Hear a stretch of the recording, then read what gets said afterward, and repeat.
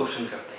अगला क्वेश्चन कह रहा है दैट मेरे पास एक ट्राइंगल है जिसकी मुझे दो साइड्स दे दी गई हैं और पेरीमीटर एज अ होल दे दिया गया है, मुझे थर्ड साइड नहीं दी and then they are saying that मुझे एरिया निकालना है।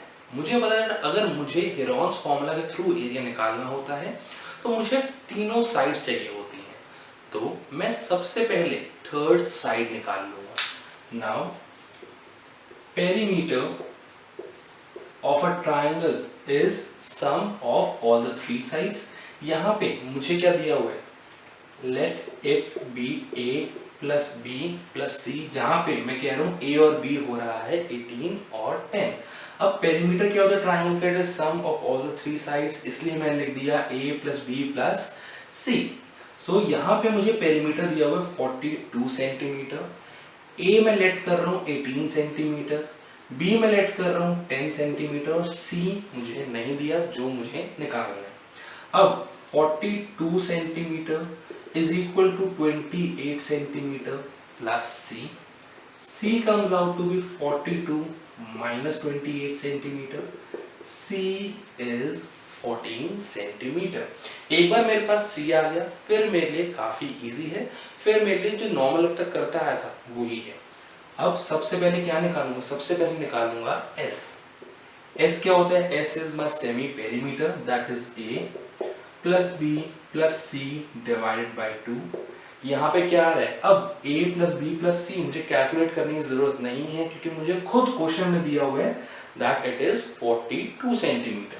सो it is 42 divided by 2 that is 21 centimetre. अब एरिया ऑफ ट्राइंगल क्या हो गया, area of triangle using Heron's formula is square root S multiply by S minus A multiply by S minus B multiply by S minus C। That comes out to be, S मेरा क्या निकला, S मेरा निकला 21। So 21 multiply by 21 minus 18, 21 minus दूसरी side दी हुई है 10 and then 21 minus third side क्या निकाली, मैंने निकाली 14। सो मेरे पास क्या आ गया 21 multiply by 21 minus 18 multiply by 21 minus 10 and then multiply by 21 minus 14 centimetre square. So area of triangle is 7 into 3, 21 को मैंने लिख दिया 7 into 3, 21 minus 18 is again 3, 21 minus 10 is 11 and 21 minus 14 is 7 centimetre square. अब अगर मैं देखूं किस किस के पेयर बन रहे हैं तो एक पेयर बन रहा है 3 का और एक बन रहा है 7 का। तो मेरे पास क्या आ गया, मेरे पास आ गया 7 into 3 root 11 centimetre square. So area of triangle is 21 root 11 centimetre square. इस क्वेश्चन में ट्विस्ट सिर्फ इतना था दैट मुझे थर्ड साइड नहीं दी थी, उसकी जगह पे मुझे पेरीमीटर दे दिया था दैट वाज 42 सेंटीमीटर और मैंने फिर पेरीमीटर के थ्रू थर्ड साइड निकाली। आई होप ये क्वेश्चन क्लियर है। अब अगले क्वेश्चन में देखते हैं, उसमें देखते हैं कि हमें एक और वैरायटी कैसी आ सकती है हेरॉन्स फॉर्मूला के क्वेश्चंस में। अब अगला क्वेश्चन देखते हैं। अगले क्वेश्चन में मुझे एक भी साइड नहीं दी हुई लेकिन उसकी जगह मुझे तीनों साइड्स की रेशो दे दी गई है। मुझे कह रहे हैं दैट जो ट्रायंगल मुझे गिवन है उसकी साइड्स रेशो में है 12:17:25 और उसका perimeter as a whole 540 centimetre है। मुझे उसका एरिया निकालना है। मतलब कि अगर मेरे पास एक ट्रायंगल है तो मेरे पास तीनों में से एक भी साइड नहीं है लेकिन इन साइड्स का रेशो है दैट इज 12:17:25। तो अब क्या करेंगे, अब सबसे पहले मैं इसकी साइड्स को ही लेट कर लूंगा that let the sides of triangle be 12x 17x and 25x। मैंने क्या लेट कर लिया कि जो मेरे पास साइड्स दी हुई हैं, जो रेशो दी हुई है, मैंने लेट कर लिया कि मेरी साइड्स हैं 12x 17x एंड 25x। अब आगे चलते हैं। पेरीमीटर ऑफ अ ट्रायंगल क्या होता है, perimeter of a triangle is a plus b plus c। सो यहाँ पे पेरीमीटर क्या दिया हुआ है, मुझे दिया हुआ है 540 सेंटीमीटर और a plus b plus c क्या होगा, it will be 12x plus 17x plus 25x।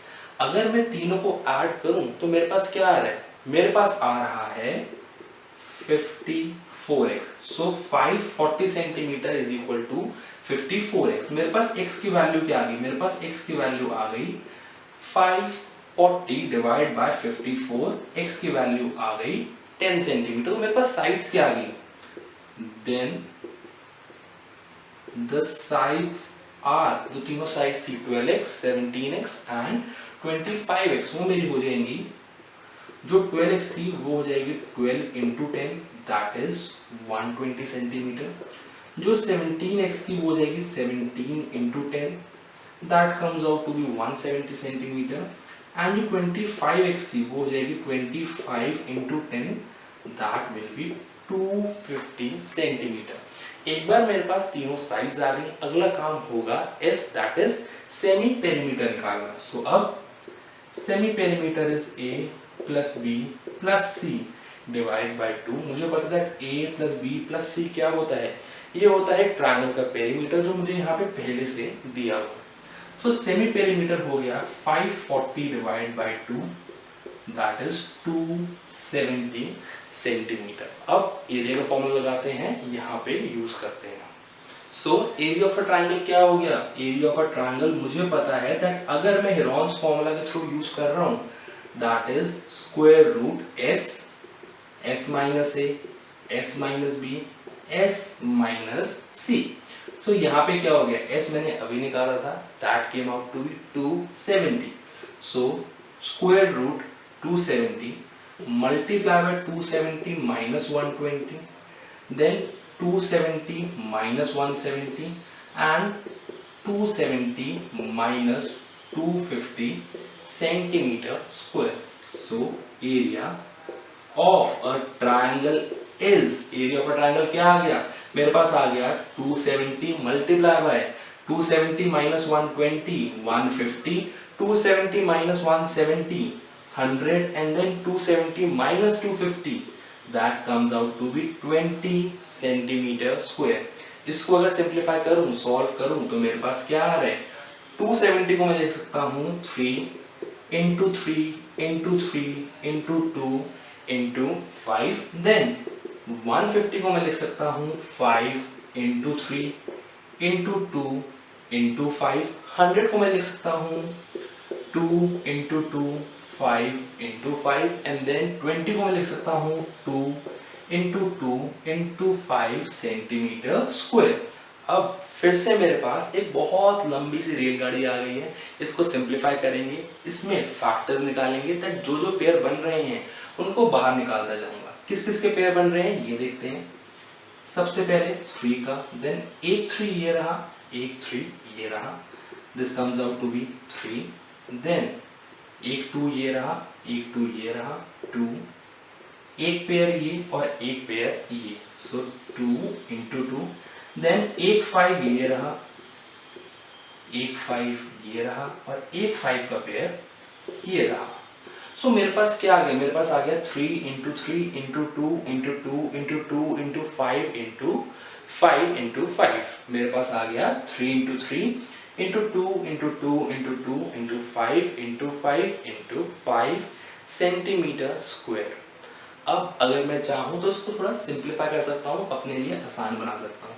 3 3s are 9, then 5 2s are 10, 5 2s are 10 and 5 2s are 10 centimetre square.